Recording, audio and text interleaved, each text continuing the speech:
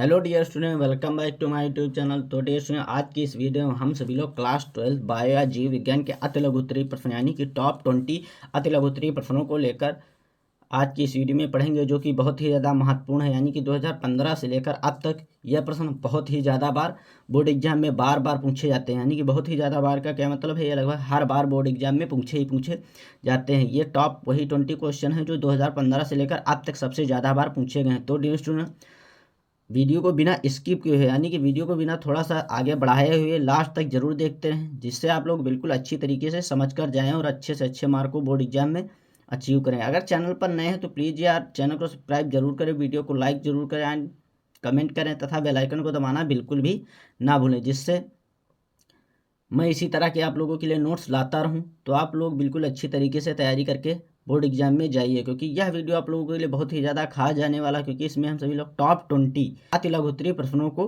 पढ़ेंगे। तो हमारा पहला प्रश्न दिया गया है, कृत्रिम कायिक प्रवर्धन की दो विधियों के नाम लिखिए। तो आप कृत्रिम कायिक प्रवर्धन की दो विधियां कौन कौन सी हैं? नंबर 1 कलम लगाना, नंबर 2 दाब लगाना। यानी कि कलम लगाकर कृत्रिम कायिक प्रवर्धन विधि एक हो गई और एक है दाब लगाना। और इसके बाद प्रश्न नंबर हमारा दूसरा दिया गया है, वंशागत या आनुवांशिकता किसे कहते हैं? तो आनुवांशिक लक्षणों के जनकों से संतति में पहुंचने को आनुवांशिकता या वंशागत कहते हैं। यानी कि आनुवांशिक लक्षणों को जनक से उनके संतानों में पहुंचने की क्रिया को, यानी कि जो आनुवांशिक लक्षण होते हैं उनके माता पिता से जो संतानों में यानी कि बच्चों में पहुंच जाते हैं आनुवांशिक लक्षण, तो उसको क्या कहते हैं? आनुवंशिकता या वंशागत कहते हैं। प्रश्न नंबर हमारा 3 दिया गया है, वंशागत के क्रोमोसोमवाद को किसने प्रस्तावित किया? तो सटन व बोवेरी ने। वंशागत के क्रोमोसोमवाद को किसने प्रस्तावित किया? तो सटन व बोवेरी ने वंशागत के क्रोमोसोमवाद को प्रस्तावित किया। इसके बाद प्रश्न नंबर 4 हमारा दिया गया, हीमोफीलिया को ब्लीडर रोग क्यों कहा गया है? क्योंकि इसमें चोट लगने पर रक्त का थक्का नहीं बनता, जिसके कारण रक्त लगातार बहता रहता है। यानी कि हीमोफीलिया जिस व्यक्ति को हो जाती है, अगर उसको चोट लग गई तो उसके ब्लड निरंतर बहता रहता है और रुकता नहीं है। तो इसीलिए इसे ब्लीडर रोग कहा जाता है, क्योंकि इसमें रक्त का थक्का बनाने वाले पोटेशियम थोम्बियम जैसे आयनों की कमी होती है, जिसके कारण रक्त का थक्का नहीं बनता और रक्त निरंतर बहता रहता है।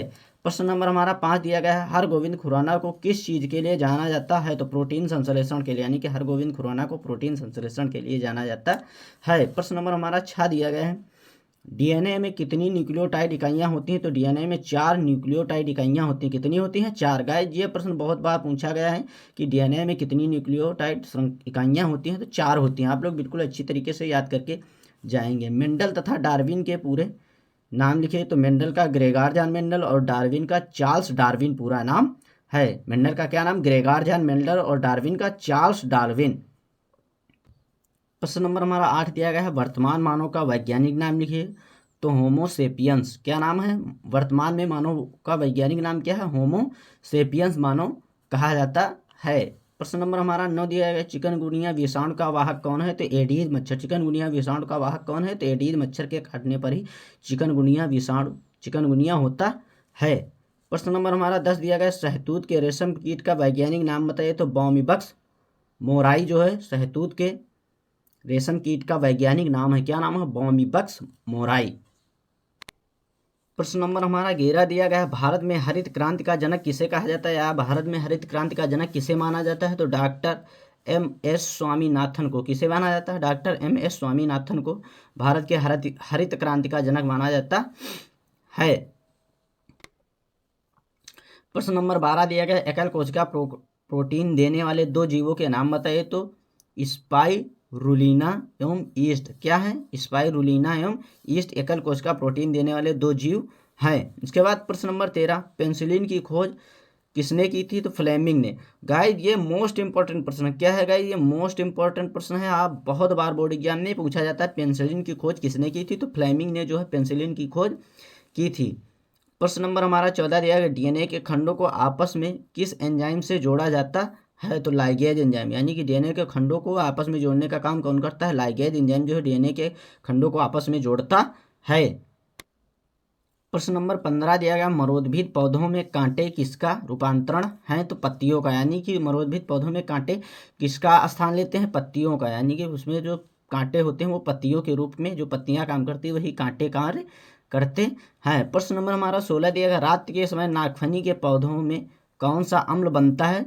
तो मैलिक अम्ल बनता है। कौन सा अम्ल बनता है? मैलिक अम्ल बनता है। रात के समय नागफनी के पौधों में मैलिक अम्ल बनता है। प्रश्न नंबर हमारा 17 दिया गया है, प्रकृति वास स्थान में जीवों का संरक्षण क्या कहलाता है? स्वास्थानीय संरक्षण। प्रकृति वास स्थान में जीवों का संरक्षण क्या कहलाता है? स्वास्थानीय संरक्षण। गाइस ये भी मोस्ट इंपॉर्टेंट प्रश्न है, ये लगभग दीर्घ में भी पूछा जाता है। स्वास्थानीय संरक्षण किसे कहते हैं? यानी कि गाइस ये आप लोगों के लिए बहुत ही ज़्यादा इंपॉर्टेंट क्वेश्चन, इसको आप लोग लॉन्ग का क्वेश्चन भी बिल्कुल अच्छी तरीके से तैयार कर लेना। इसके बाद प्रश्न नंबर हमारा 18, काजीरंगा राष्ट्रीय उद्यान भारत के किस राज्य में स्थित है? तो असम में। काजीरंगा कहाँ स्थित है? असम में स्थित है। प्रश्न नंबर 19, उत्तर प्रदेश के लखीमपुर खीरी स्थित राष्ट्रीय उद्यान का नाम लिखिए। तो दुधवा राष्ट्रीय उद्यान। क्या नाम है? दुधवा राष्ट्रीय उद्यान जो है उत्तर प्रदेश के लखीमपुर खीरी में है। प्रश्न नंबर 20 हमारा दिया गया है, अम्ल वर्षा के उत्तरदायी दो मुख्य अम्लों के नाम लिखे। यानी कि अम्ल वर्षा के उत्तरदायी दो मुख्य अम्लों के नाम लिखिए। तो एक अम्ल हो गया हमारा सल्फ्यूरिक अम्ल H2SO4 और एक हो गया नाइट्रिक अम्ल HNO3। गाइज उम्मीद करता हूँ आप लोगों को वीडियो पसंद आई होगी। तो अगर प्लीज़ आपने अभी तक हमारे यूट्यूब चैनल को सब्सक्राइब नहीं किया है तो प्लीज़ यार यूट्यूब चैनल को सब्सक्राइब कर लिए, वीडियो को लाइक करें, कमेंट करें।